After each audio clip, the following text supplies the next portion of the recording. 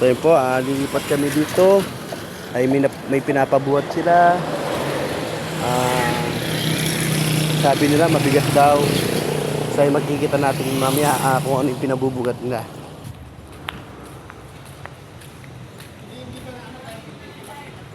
So yan, ang sarap po ng tulog ko. Ginising ako ng kapatid ko, akala ko nung pinapabuhat. So ito po ang laki-laki pala ng TV. So yan, apat po kaming nagbuhat. Ngayon pala itinutulak lang. So ito po ay Sony. So ang sukat po nito ay nasa 53 inches. Kaya malalaki din po ang nagbubuhat. Ayan, puro mga gwapo kasama si John Regala 1 saka si John Regala 2. So yan.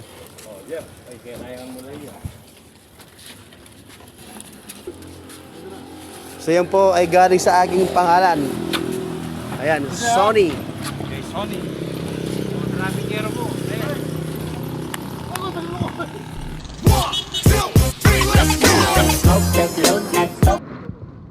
So ngayon lang po ako naka-encounter na TV.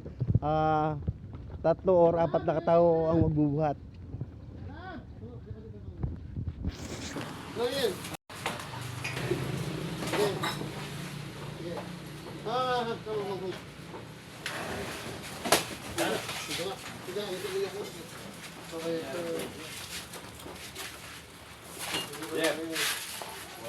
So yan na, tinulungan ko na po dahil mabagat po siya. Nasa ilang kilo to? Yan, dahan-dahan lang ha.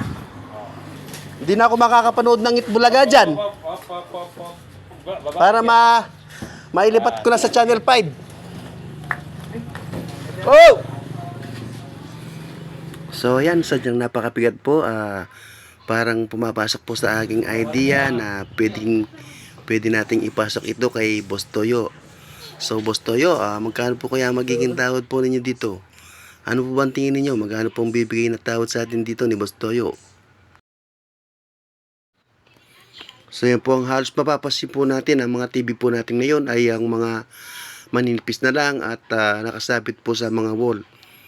Yan po kasi yung mga bagong disenyo po ng mga TV natin ngayon na hindi po katulad dito. Ay sobrang bigat po niya at napakabigat po talaga. Kailangan pong 4 na katao or 3 pa ang magbubuhat dito.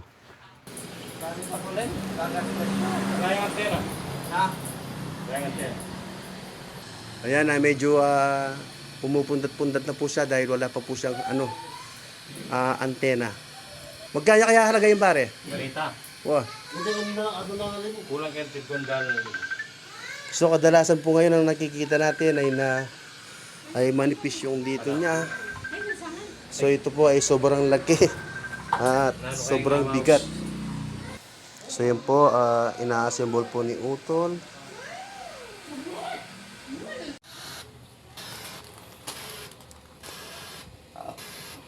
So yun, sinusubukan po namin gamitin.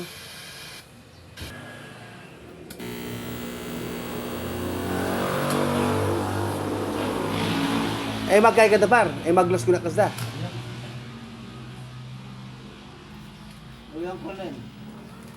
Wala. Okay na? Good? Ajay, ano? Okay na yung TV nyo? Good na siya? Pwedeng na, Jay? Yun. Akin na lang. So ayan, sa wakas po ay pwede na siya at pinapanood na po ng aking mga pamangkin. So ayan, makikita naman po natin ang katuwaan ng mga pamangkin ko sa panonood.